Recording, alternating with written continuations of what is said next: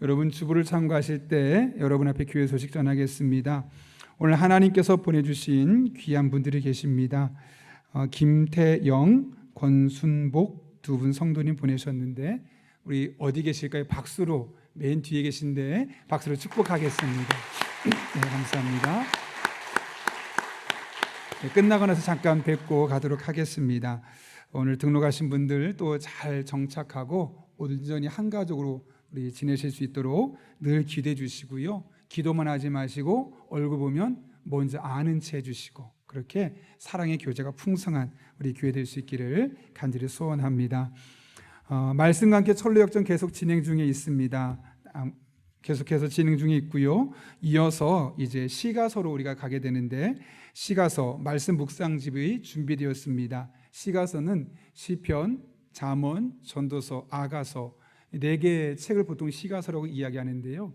이 책은 다른 스토리와 다르게 메시지가 금방금방 드러나서 우리가 말씀을 묵상할 때 좀 다가오는 정도가 빠르게 다가옵니다. 그래서 여러분 그동안은 잘 못하셨다 하더라도 적어도 이 시가서 부분만큼 한번 적극적으로 따라 주셨으면 좋겠고요. 돈 내지 않습니다. 교회에서 다 준비한 거니까 1층 로비나 사무실로 가시면 준비되어 있을 겁니다. 꼭 수령해 가셔서 여러분 다음 주부터 말씀 묵상하는데 도움이 되었으면 좋겠고요. 이번 주 중에 제가 어떻게 이 교재를 사용하는지에 대해서 잠깐 한 번 더 영상으로 만들어서 유튜브에 올리도록 하겠습니다.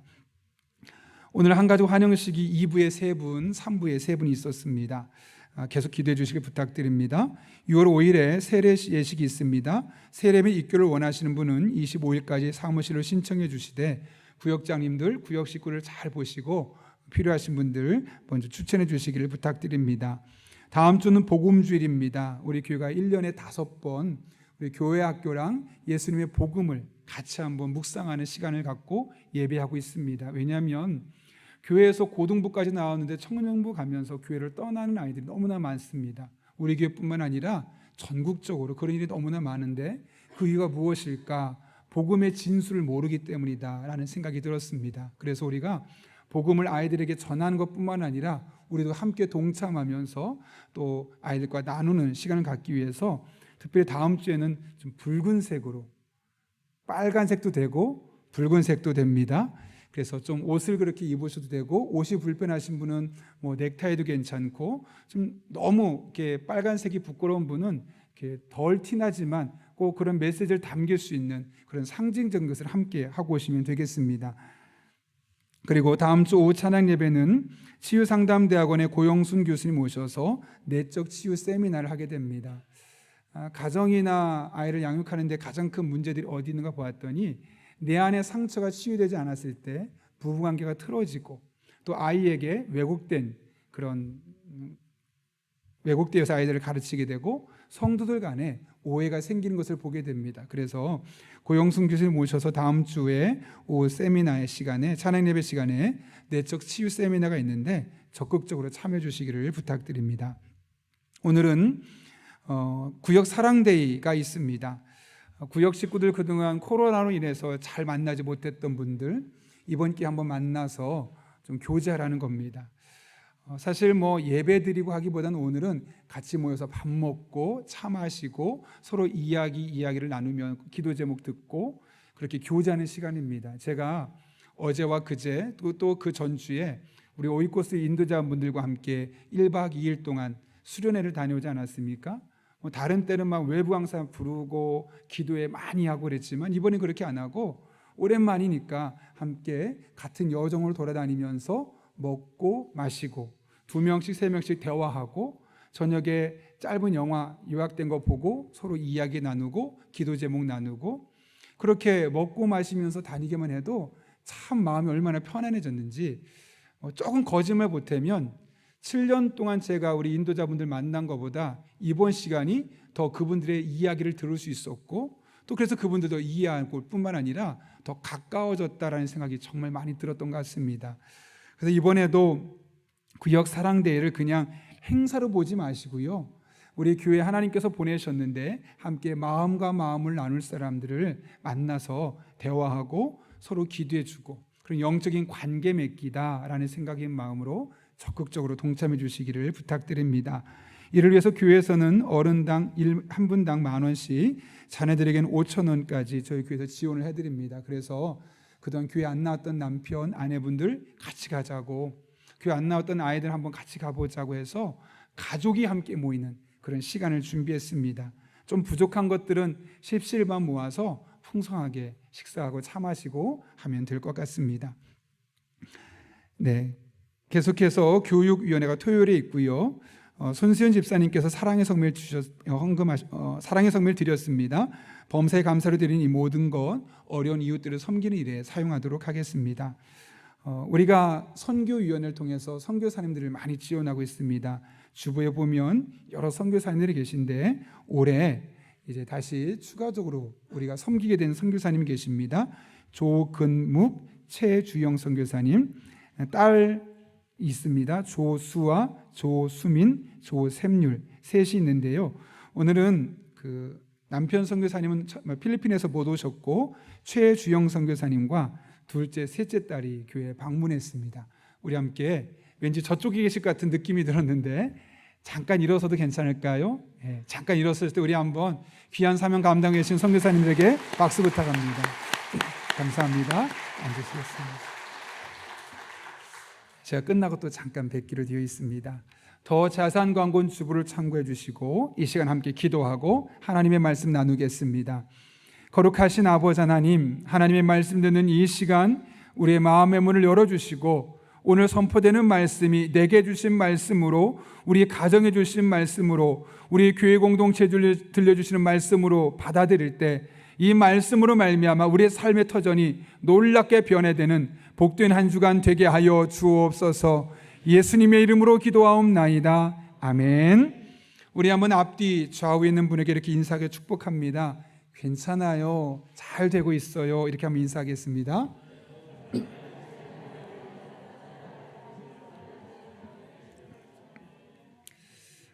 제가 신학대학원에 다닐 때 문화인류학이라는 수업을 들었었는데요.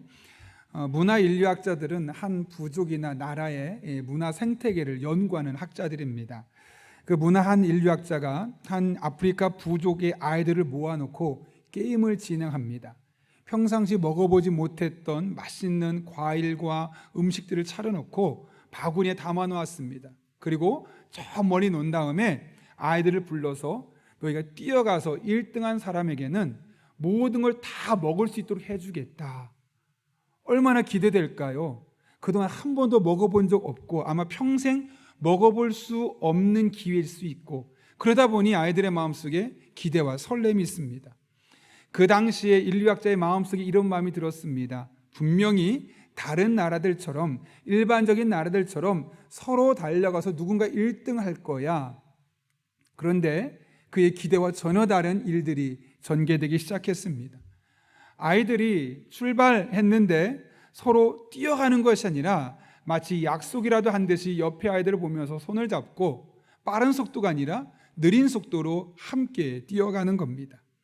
뿐만 아니라 그들이 바구니에 다다랐습니다. 바구니에 있는 음식 1등한 사람이 다 먹을 수 있다고 했는데 다 같이 들어갔으니까 다 같이 1등 아니겠습니까? 동그랗게 그 바구니를 둘러싸고 나서 서로 키득키득거리면서 골고루 나눠 먹는 놀라운 일이 생기게 되었던 것이죠. 그 광경을 보고 일반적인 우리 사회 모습과 너무나 다른 모습에 인류학자가 한 아이에게 묻습니다. 누구든지 1등으로 뛰어갔으면 그 사람이 저걸 다 가질 수 있게 되었을 텐데 왜 손을 잡고 달렸니? 라고 물었습니다. 그랬더니 한 아이에게 물었는데 그 자리에 앉아있는 모든 아이들이 통일되게 한마디씩 외칩니다. 우분투. 그러더니 한 아이가 덧붙여 말합니다. 제가 1등하면 다른 아이들이 다 슬픈데 어떻게 나만 행복해질 수가 있는 거죠? 라고 했다는 거죠. 그리고 나서 그 실험은 끝나게 되었습니다. 여러분, 그렇다면 우분투라는 것이 도대체 무엇이기에 그 어린 아이들조차도 경쟁 사회에서 경쟁하지 아니하고 함께 손을 붙들고 달려가려고 했던 것일까요? 우분투란 네가 있기 때문에 내가 있고 우리가 있기 때문에 내가 있다라는 의미가 있습니다. 이것은 아프리카 반투족의 말이라고 하는데요, 이 아프리카 민족의 공동체성을 강조하는 표현 중에 하나라는 겁니다. 우리가 함께 있기 때문에 내가 있다. 그러니까 나는 혼자로 존재하는 것이 아니라 너가 있어야 되고 우리가 있을 때 내가 존재할 수 있다라는 것이 저 안에 담겨 있는 메시지죠. 아마 한 번쯤은 들어보셨을 겁니다. 제가 설교를 준비하다가 문득 아이들이 이렇게까지 집착적으로 우분투라는 행동을 실행하는 이유가 무엇일까 궁금해졌습니다. 그러다 제가 NCD라는 출판사에서 받은 책에 권호희 목사님이 쓴 괜찮아 라는 책이 있는데, 그곳에 보면 이 우분투라는 이야기를 전개하며 이 우분투가 아프리카 사람들에게 어떤 의미를 갖고 있는지를 기록한 내용을 보게 되었습니다. 이 우분투라는 것은 아프리카 정신의 기초라는 겁니다. 아프리카 사람들은 이 공동체성, 내가 있기 때문에 내가 있고 우리가 있기 때문에 내가 있다는 이 공동체성이 가장 중요한 아프리카 민족을 정의하는 모습이라는 겁니다. 다시 말하면 아무리 아프리카에 살고 있어도 이 우분투의 정신이 없다면 그는 아프리카 사람이 아니야 라고 말할 정도로 그들에게 가장 중요한 요소라는 겁니다. 그래서 이것은 아프리카 정신의 기초가 되어 있었고, 스스로만 잘 지킬 뿐만 아니라 다음 세대 아이들이 이것을 잊지 않고 늘 기억할 수 있도록 우분투의 정신을 가르치고 그것을 삶으로 보여주고 있다는 거죠. 여러분, 그렇다면 우분투, 우리가 함께 있기 때문에 내가 있다라는 이 아프리카 정신의 기초가 그들의 삶의 기초가 되었다면, 우리 그리스도인이 이 땅을 살아가면서 끝까지 잊지 말아야 할 우분투와 같은 정신의 기초는 도대체 무엇일까요? 그것은 바로 하나됨입니다. 어떤 사람은 반문할 겁니다. 목사님, 기독교의 가장 중요한 정신은 사랑 아닙니까? 예, 맞습니다. 구약 성경에서도 십계명을 통해서 하나님을 사랑하라고, 이웃을 사랑하라고 말하고, 또 신약 성경에서 예수님께서 내가 너희를 사랑한 것 같이 너희도 서로 사랑하라고 분명히 말씀하셨습니다. 이렇게 사랑이 기독교 안에 가장 중요한 핵심 가치임은 부인할 수 없습니다. 그런데 여러분, 잘 생각해 보면 이 사랑이라는 것은 결국은 하나됨을 지향하고 있음을 보게 됩니다. 우리가 하나님을 사랑하기 때문에 하나님과 더 하나 되고 싶어지는 것이고, 이웃을 사랑하기 때문에 이웃과 하나 되기 위해서 더욱더 가까이 그들에게 나아가는 것 아니겠습니까? 사실 예수님께서 이 땅에 오신 이유도 그것 때문이고, 십자가에 못 박혀 죽으신 이유도 바로 그것 때문입니다. 이에 대해 사도 바울은 에베소서 2장 14절부터 16절까지의 말씀을 통해서 이렇게 선언하고 있습니다. 제가 세 번역으로 읽어드리겠습니다. 그리스도는 우리의 평화이십니다. 그리스도께서는 유대 사람과 이방이 양쪽으로 갈라져 있는 것을 하나로 만드신 분이십니다. 그분은 유대 사람과 이방 사람 사이를 가르는 담을 자기 몸으로 허무셔서, 여기 몸으로 모셨다는 것은 십자가를 지고 돌아가신 것을 의미하죠. 원수된 것을 없애시고 여러 가지 조문으로 된 계명의 율법을 폐하셨습니다. 그분은 이 둘을, 여기는 유대인과 이방인입니다, 자기 안에서 하나님 하나의 새 사람으로 만들어서 평화를 이루시고, 원수된 것을 십자가로 소멸하시고 이 둘을 한 몸으로 만드셔서 하나님과 화해시키셨습니다. 여러분, 예수님께서 왜 오셨고 왜 십자가를 지셨다고 말씀하십니까? 당시 유대인과 이방 사람들이 있었는데 서로 물과 기름 같아서 어울릴 수 없는 사람들이었습니다. 한편에서는 무시했고 한편에서는 공격했고, 그래서 그들은 도무지 함께할 수 없는 사람들이었는데 그들이 하나 될 수 있었다는 것이죠. 언제요? 예수 그리스도께서 십자가에서 못 박혀 죽으셔서 그 두 민족, 사람과 사람 사이에 있는 그 갈등의 담을 허물어 버리는 순간 도무지 하나 될 수 없고 반목만 있었고 갈등 관계에 있었던 그 두 민족이 하나 될 수 있었다라고 분명하게 말씀하고 있는 것이죠. 이처럼 십자가 사건은 사랑의 사건이며 동시에 관계가 멀어졌던, 깨어졌던 사람들을 하나 되게 하신 하나님의 은혜의 사건임을 우리가 기억할 수 있어야 합니다. 그렇다면 정말 십자가 사건의 핵심이 사랑이요 하나됨에 있다면 우리의 신앙생활은 어떠해야만 하겠습니까? 늘 하나됨을 위해 나아가야 할 것입니다. 나와 코드가 맞는 사람, 나와 삶의 스타일이 같은 사람, 나와 취미가 같은 사람, 혹은 나와 경제적인 스타일이라 경제적인 수준이 같은 사람하고만 어울리는 것이 아니라 나와 전혀 다른 사람, 남들이 보면 어떻게 저 두 사람이 어울릴 수 있을까라는 말이 나올 만한 사람조차도 하나가 되어서 어울릴 수 있는 곳, 그런 것이 교회고, 그런 사람이야말로 그리스도인이라는 이름을 부름을 받기에 부끄럽지 않은 사람들이라는 겁니다. 그런데 사실 이것은 우리에게 결코 쉽지 않습니다. 왜냐하면 이것은 인간의 본성을 거스리는 역행하는 일이기 때문에 그렇습니다. 그런데 또한 불가능하지도 않습니다. 그렇다면 여러분, 우리는 어떻게 도무지 하나 될 수 없는, 아니 하나 되기 싫은 사람들과 하나가 되어 살아갈 수 있을까요? 오늘 본문의 말씀을 통해 살펴보려고 합니다. 오늘 본문은 사도 바울이 로마라는 곳에 쓴 편지죠. 이 바울의 편지를 받은 로마의 그리스도인들 가운데는 어떤 하나의 행동이나 주제들에 대해서 의견의 대립들이 있었습니다. 그 중에 하나가 바로 고기를 먹는 일이었습니다. 일반적으로 우리 같은 경우는 도살장에서 동물을 잡고 정육점에서 고기를 사서 먹기 때문에 아무런 문제가 되지 않지만, 이 당시만 해도 로마라는 지역은 얼마나 많은 다양한 민족들이 모였는지 모릅니다. 각자 자신들의 신을 가지고 그곳에 살다 보니까 이곳저곳에 신당이 있고, 그들은 먼저 제사를 드립니다. 제사 드릴 때 가축을 갖다 제사를 드리고 남은 것을 이제 시장에서 팔았습니다. 그러다 보니까 시장에서 사 먹는 거의 모든 고기가 이방 신들에게 제사를 드리고 나서 가져왔던 그런 고기들이었던 것이죠. 근데 그에 대해서 어떤 사람은 까짓 거 먹어도 문제 없어, 우리가 기도와 말씀으로 거룩해지기 때문에 그거 먹어도 나에게 어떤 문제도 없어 라고 생각해서 아무렇지 않게 먹는 사람이 있는가 하면, 반대편에서는 그 먹는 것을 보면 겁이 나는 겁니다.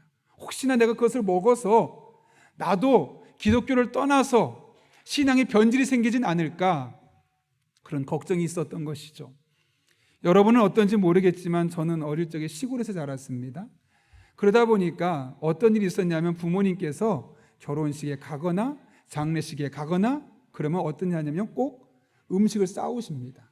검은 봉지에 결혼식에서 했던 음식을 조금 싸워서 우리들 먹으라고 주시고, 또 장례식장 갔다 오면 똑같이 음식을 싸다 주셨습니다. 근데 어린 마음에 결혼식에서 싸운 음식은 너무나 맛있습니다. 즐겁게 먹는데 어느 날 음식을 가져오셔서 이거 장례식장에서 싸운 거니까 맛있게 먹어라 라고 놓는데, 여러분 어땠을까요? 먹혔을까요? 잘 안 먹혔을까요?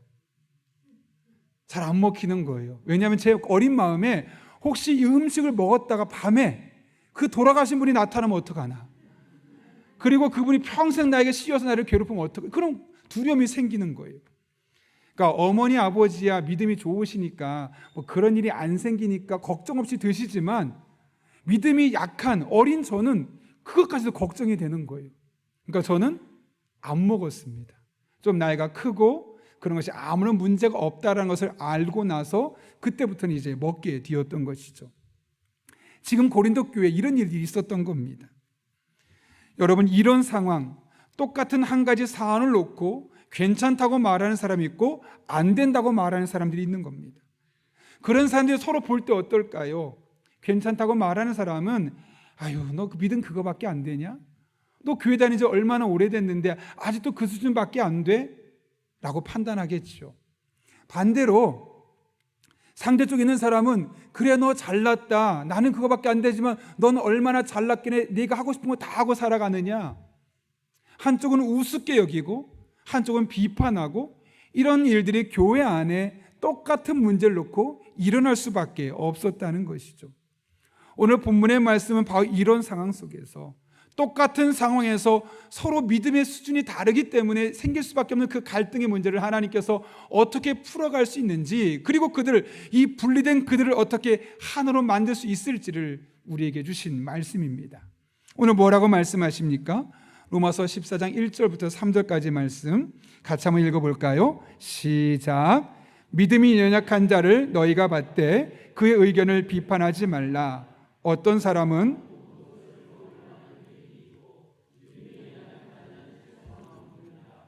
먹는 자는 먹지 않는 자를 업신여기지 말고 먹지 않는 자는 먹는 자를 비판하지 말라. 아멘. 여기 보게 되면 한편에는 업신여기는 자, 비판하는 자 서로 대적하는 겁니다. 서로 원수처럼 사랑하는 겁니다. 이런 사람들이 같은 교회 왔을 때 서로 인사가 될까요? 같이 예배 드릴 때 내 앞에 그 사람이 앉았으면 즐겁게 예배가 되겠습니까? 지금 로마 교회가 그런 상태에 있었다는 겁니다. 그런 상황에서 어떻게 하라고 말합니까? 14장 1절 말씀, 믿음이 연약한 자를 너희가 받되 그의 의견을 비판하지 말라. 믿음이 연약해서 그만한 수준에 이르지 못했을 때 평가하고 판단하고 무시하고 업신여기는 것이 아니라 그냥 있는 그대로, 연약한 그대로 받아주어라. 원문 성경 보면 프로슬람 바네스테라는 받다라는 단어가 있는데 자신의 공동체, 집단으로 받아들인다는 뜻입니다. 이게 무슨 말일까요? 그전에는 너는 저쪽, 나는 이쪽, 좌우 나뉘듯이 하나의 공동체, 하나의 교회에 있는데 서로 마음과 마음을 나눌 수 없고 마치 물과 기름처럼 분리되어 있었던 사람들, 뭐라고 말합니까? 받아들이라는 겁니다. 나와 생각이 다르고 믿음의 수준이 다르지만 그를 거절하지 말고 내 마음속으로 받아들이고 내가 속한 공동체에서 그를 적극적으로 받아들이라고 말씀하는 거죠. 마치 바다가 수많은 쓰레기와 오염물들이 바다로 들어가지만 거부하지 않고 다 포용하는 것처럼 우리 또한 바다처럼 넓은 포용적인 사랑으로 연약해 보이는 사람, 부족해 보이는 사람, 나와 견해가 다른 사람, 나와 원수지간처럼 느껴지는 사람, 정말 꼴도 보기 싫은 사람까지도 공동체 안으로 받아들여라 라고 말씀하고 있는 겁니다. 우리가 이렇게 해야 되는 이유가 있습니다. 그 이유에 대해서 오늘 본문 3절은 이렇게 말씀합니다. 이는 하나님이 그를 받으셨습니다. 하나님이 그런 사람도 받아주셨으니 너도, 하나님을 따르는 너도 그렇게 해야 되지 않겠느냐라고 우리에게 말씀하고 있는 것이죠. 실제로 여러분, 하나님께서 우리 한 사람 한 사람을 구원하실 때 사람을 보고 평가하나 판단하지 않았습니다. 너는 외모가 몇 점 되니까 내가 구원해주고 너는 외모가 그만큼 못 미치니까 구원하지 않을게. 너는 내가 보니까 경제적인 수준이 이만큼 되니까 구원해주고 그렇지 못하니까 너는 나와 상관없어. 너는 남자니까 받아주고 너는 여성이니까 받아주지 않아. 너는 늘 모범적인 삶을 사니까 내가 받아주고 너는 죄인이라는 이 꼬리표가 붙어있으니까 너는 내가 받아줄 수 없어. 그러지 않았다는 겁니다. 가난하거나 부유하거나 강하거나 약하나 잘생겼거나 못생겼거나 모범적인 사람이었거나 전과가 여러 번 있거나 상관없이 모든 사람을 받아주셨고 그들을 위해서 친히 십자가에 못 박혀 죽으셨음을 분명하게 우리에게 말씀하고 있는 겁니다. 그리고 그렇게 하신 이유 중에 가장 큰 이유 중에 하나는 뭐냐면 서로 나뉜 사람들을 하나 되게 하는 것이 하나님의 목적이었다는 것이죠. 그런데 성경을 보게 되면 이런 정도로 끝나지 않습니다. 뭐라고 말씀하냐면 로마서 15장 1절에서 이렇게 말합니다. 믿음이 강한 우리는 믿음이 약한 사람들의 약점을 돌보아 주어야 합니다. 뭐라고요? 믿음이 약한 사람을 보면서 그 사람의 위에서 갑질하는 것이 아니라 오히려 그 사람이 믿음이 연약한 것을 돌봐줘서 같은 믿음의 수준으로 올라올 수 있도록 챙겨주어야 한다라고 말씀하고 있는 겁니다. 계속해서 말하죠. 우리는 자기에게 좋을 대로만 해서는 안 됩니다. 자기에게 좋을 대로 어떤 걸까요? 여러분, 나보다 믿음이 연약한 사람을 챙겨주는 게 쉽습니까? 어렵습니까? 얼마나 많이 손이 가는지 모릅니다. 때로는 그들의 전화도 통화도 해줘야 되고요. 힘든 일이 있다면 찾아가야 하기도 하고요. 또 어떤 때는 선물도 줘야 되고요. 그 사람이 믿음에 설 수 있도록 오랜 시간 동안 물질과 에너지 많은 것들이 투여가 됩니다. 그러면 하고 싶지 않습니다. 근데 뭐라고 말씀합니까? 그런 사람이 약점을 돌보아 주되 내가 좋은 대로만 하지 말고 그 사람에게도 좋은 대로 행하는 것이 우리 믿음의 사람들의 삶의 모습이 되어야 함을 말씀하고 있는 것이죠. 한 걸음 더 나아가서 데살로니가전서 5장 14절에서는 이렇게 말합니다. 형제자매 여러분, 여러분에게 권고합니다. 무질서하게 사는 사람을 훈계하고 마음이 약한 사람을 격려하고 힘이 없는 사람을 도와주고 모든 사람에게 오래 참으십시오. 이 말을 들었던 사람은 어떤 사람일까요? 꼼꼼한 사람, 정리정돈 잘하는 사람이 보기에는 정리정돈 잘 안 하는 사람들, 무질서하게 사는 사람들 보면 참 꼴불견처럼 보입니다. 마음이 강한 사람, 어떤 말을 들어도 마음이 단단해서 시험 들지 않는 사람은 아주 작은 말 한마디에 시험 들어서 나 교회 떠날래, 안 나올래 하는 사람 보면서 뭐 저거밖에 안 되나? 그런 마음이 들기도 합니다. 힘이 많은 사람, 힘이 약한 사람 보면서 여러 가지 그들을 판단하고 평가하게 됩니다. 그렇게 하지 말라는 거죠. 힘이 있는 사람이 있다면 힘이 없는 사람을 도와주고, 어떤 말을 들어도 내성 있는 마음이 강한 사람이 있다면 한마디 말에 상처받은 사람을 찾아가서 그를 위로해주고 격려해주고 일어설 수 있도록 도와주어야 하고, 내가 꼼꼼하고 질서 있고 정돈을 잘하는 사람이라면 그렇게 못하는 사람 화내고 책망하기보다는 잘할 수 있도록 도와주는 일들이 바로 우리 그리스도인의 삶의 모습임을 아주 구체적으로 우리에게 말씀하고 있는 것이죠. 한 목사님께서 이런 얘기 하시더라고요. 사모님하고 대화하는 중에 사모님이 나 다시 태어나도 당신하고 결혼할 거야. 우리 가족인 줄 알았습니다. 그런데 그 이야기를 듣고 남편 목사님 이런 얘기를 들어 생각했다 그래요. 내가 꽤 괜찮은 남편인가 보다. 그러면서 내가 어떤 남편이었지 하고 자신의 삶을 계속 추적해 보니까 생각보다 자신이 괜찮은 남편이 아니더라는 겁니다. 왜냐하면 남들보다 유능하지 못했고, 남들보다 돈도 잘 벌지 못했고, 또 교회도 작은데 오랜 시간이 지나서도 교회가 성장하지 않았고, 아내에게 남편으로서 해줄 수 있는 것들 다른 사람은 다 해주는 거 못 해준 거 너무나 많으니까 내가 정말 좋은 남편이 아닌데 왜 내 아내는 다시 태어나도 나랑 결혼한다고 하는 것일까? 그런 의구심이 들어서 곰곰이 생각해 보다가 그것은 아내가 나를 있는 그대로 받아주었기 때문이구나 라는 것을 깨닫게 되었다는 겁니다. 그래서 지금부터는 아내와 함께 살아가는 것이 아니라 아내가 나와 살아주었구나 라는 것을 깨닫게 되었다는 것이죠. 남편분들, 아내와 함께 산 것이 아니라 아내가 살아주셨음을 믿으시기 바랍니다. 아멘이시죠? 안 나오네요. 아멘이시죠? 반대로 여성분들도 마찬가지입니다. 여러분이 완벽했겠습니까? 여러분에도 흠이 있고 부족함이 있습니다. 그런데 여러분의 남편이 여러분과 지금까지 살아주신 겁니다. 아멘이시죠? 예, 그렇습니다. 결국 우리가 살아가다 보면 상대방에게 부족함이 있을 수 있지만 있는 그 부족함을 그대로 인정하고 내가 그 사람을 돕고 사랑으로 섬기게 되어질 때 가정이 깨어지는 것이 아니라 점점 하나 될 수 있는 것이죠. 그 목사님이 그래서 그 뒤로는 아내가 나와 살아주고 있구나 라는 마음을 가지고 하루하루 살다 보니까 아내에게 너무나 감사하더라는 겁니다. 그래서 이전보다 더욱더 적극적으로 감사를 표현하고 잘하게 되었고, 그러다 보니 아내도 더 잘하고 남편도 더 잘하고 결국 부부관계가 훨씬 더 좋아지게 되었다라는 이야기를 하는 겁니다. 여러분이 목사님이 가정에 이런 일이 가능했던 이유가 무엇 때문이라고요? 아내 되는 사모님이 남편 목사님의 연약함을 있는 그대로 받아들이고 그분을 섬기는 삶을 살기로 결단했을 때 생긴 일이었다는 거죠. 다른 큰 교회 목사님과 내 작은 교회를 섬기는 남편을 비교하지 않고, 유명해서 설교 잘하는 목사님과 내 남편을 비교하지 않고, 돈 많이 버는 내 친구 남편과 내 남편을 비교하지 않고, 하나님께서 내게 주신 남편, 그런 남편으로 내가 섬길 교회 목회자로 알고 그분을 있는 그대로 받아들이고 살아갔기 때문에 이런 일이 가능할 수 있었다는 것이죠. 이런 은혜가 여러분에게도 임할 수 있기를 예수님의 이름으로 축원합니다. 그런가 하면 이런 일도 있었습니다. 2001년에 미국 프로야구에 월드 시리즈라는 것이 있습니다.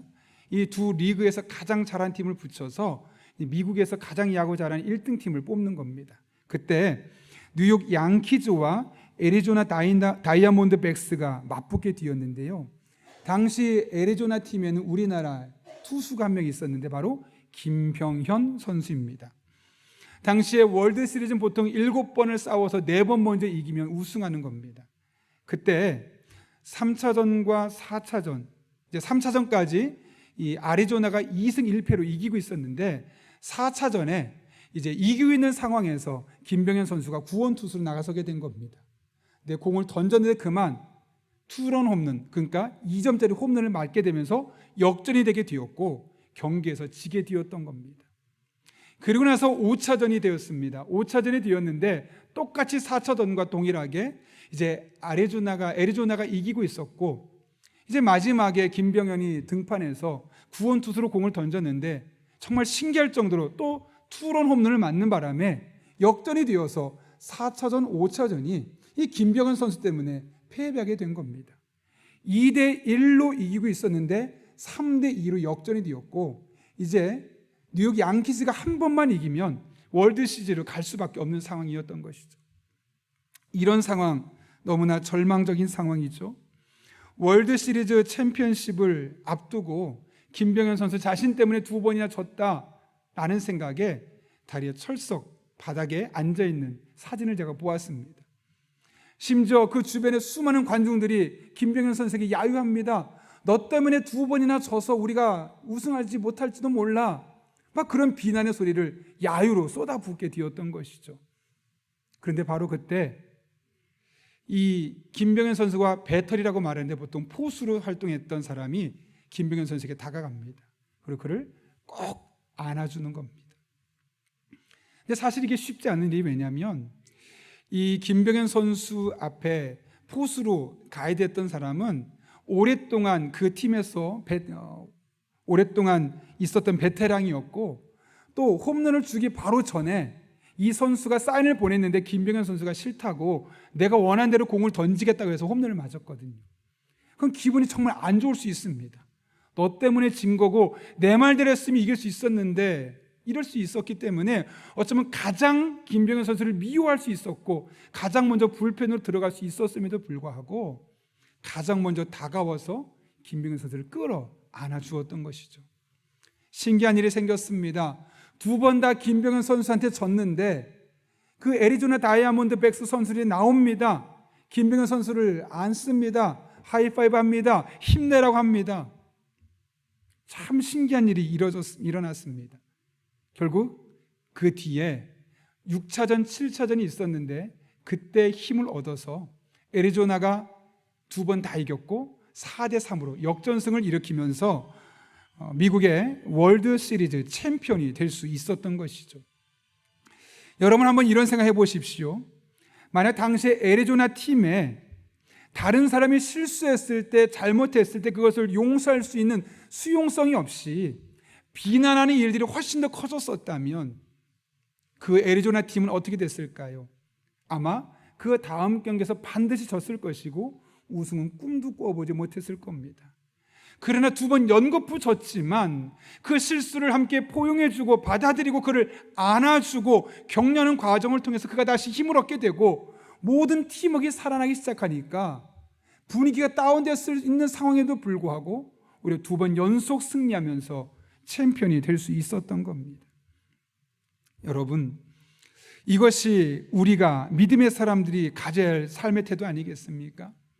연약한 자가 있을 때, 부족한 자가 있을 때, 실수하는 사람이 있을 때 그 실수를 끄집어내어서 비난하고 그 사람에게 창피를 주는 것이 아니라 우리가 그것을 품어주고 안아주고 사랑으로 섬겨서 그 잘못을 오히려 승리의 기로 역전시킬 수 있도록 용기를 주는 사람이 되어야 하지 않겠습니까? 오늘 우리가 살펴본 이 당시의 로마는 오늘날 미국의 수도인 워싱턴 DC와 비슷했습니다. 다양한 민족들이 각자 성공이라는 하나의 목적을 이루기 위해서 엄청나게 많은 다양한 민족들이 모여 살았던 것이죠. 당연히 크고 많은 갈등이 있을 수밖에 없습니다. 왜요? 문화적인 차이가 다르고요. 그러다 보니 생각이 다르고요. 생활 수준이 다르고요. 직업이 다르고요. 그러다 보니까 그들 사이에 계속해서 갈등이 있을 수밖에 없었던 겁니다. 오늘 본문이 우리에게 보여주지 않고 있습니까? 고기 하나 먹는 것 가지고도 얼마나 많은 갈등이 있어서 서로 적대시하고 있었는지를 오늘 본문이 말씀하고 있습니다. 그렇게 당연히 하나 되어야 할 교회 성도들이 나뉘어 있을 때 하나님 주신 해법은 무엇이었습니까? 그들을 연약함과 부족함을 있는 그대로 받아들이라는 거죠. 너 왜 그거밖에 못해? 비난하고 평가하고 판단하고 그 사람을 무시할 것이 아니라 있는 그대로의 모습으로 받아들이고 격려해서 다시 일어설 수 있도록 해주는 것이 이 교회 공동체가 가져야 할 모습임을 말씀하고 있는 겁니다. 이것을 오늘날 우리의 교회에 적용하면 어떻게 하겠습니까? 교회에 정말 다양한 사람들이 모여 있죠. 직업도 다릅니다. 연령도 다릅니다. 성별도 다릅니다. 능력도 천차만별입니다. 그러다 보니 교회 안에 다양한 차이가 있을 수밖에 없습니다. 심지어 어떤 분은 기도할 때 크게 기도하면 시원스럽다고 말하지만 반대쪽에 있는 사람은 나 기도할 때 소리가 작았으면 좋겠어 라고 말하는 사람이 있습니다.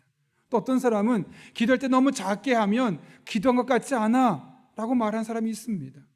똑같이 기도를 하는데도 불구하고 내가 어떤 신앙의 전통을 갖고 있느냐에 따라서 바라보는 관점이 다르다는 것이죠. 그런 교회 안에 이런 크고 작은 문제들이 얼마나 많이 있습니까? 다양한 이야기가 나올 수밖에 없고 문제가 생길 수밖에 없는 겁니다. 그래서 갈등이 있는 것이 교회의 정상적인 모습이죠. 그럴 때 우리가 취해야 될 모습이 무엇입니까? 믿음이 연약한 자를 너희가 받되 그의 의견을 비판하지 말라. 이는 하나님이 그를 받으셨음이라. 뭐라고요?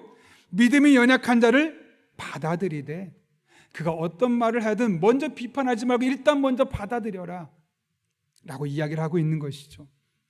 여러분, 사실 아무런 갈등이 없는 교회는 좋은 교회일까요? 아닐까요? 좋은 교회일 수도 있지만 아닐 수도 있습니다. 왜냐하면 다양한 소리를 차단시키는 교회이기 때문이에요.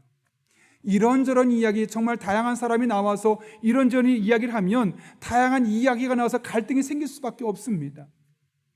그런데 그런 갈등이 없다, 그 얘기는 뭐냐면 그런 사람을 쫓아냈다는 것이죠. 그런 사람이 발붙지 못하도록 교회가 분위기를 그렇게 만들어갔다는 것이죠. 그렇다면 어쩌면 조용한 교회, 아무런 갈등이 없는 교회는 좋지 않은 교회일 수도 있습니다. 그런 의미에서 우리 교회는 아무런 갈등이 없는 교회가 되기보다는 크고 작은 갈등이 이곳저곳에서 날마다 생겨나지만 그 갈등의 상황에서 연약한 사람, 부족한 사람, 나와 의견이 다른 사람의 의견을 충분히 듣고 그 사람을 있는 그대로 받아들일 뿐만 아니라 그 사람을 격려하고 돌보아서 그 사람이 일어설 수 있도록 하는 교회, 그런 교회가 될 수 있어야 하겠습니다. 그리고 우리는 그런 교회를 만들기 위해서 하나의 미랄로 썩어져야 될 그런 사명감이 우리에게 주어져 있는 것입니다. 바라기는 가정이든 교회든 갈등 없는 것을 추구할 것이 아니라 날마다 갈등은 일어날 수밖에 없지만 그 갈등의 문제를 잘 풀어나가는 저와 여러분, 또 우리 교회가 될 수 있기를 예수님의 이름으로 축원합니다. 함께 기도하겠습니다. 제가 오늘은 대표로 기도하겠습니다. 거룩하신 아버지 하나님, 오늘도 주님 전에 불러주신 은혜 진심으로 감사를 드립니다. 너무나 다양한 사람들이 모이다 보면 의견의 대립과 갈등이 있을 수밖에 없는데 그럴 때 비난하고 무시하고 판단하는 것이 아니라 있는 그대로 받아들이고 그의 의견을 비판하는 것은 나중에 천천히 되어져서 오히려 그를 돌아보고 그를 격려하고 힘을 주어서 연약함이 강함으로 바뀌어지는 놀라운 은혜가 우리의 가정마다, 우리의 교회마다, 속한 공동체마다 나타나게 하여 주옵소서. 예수님의 이름으로 기도하옵나이다. 아멘.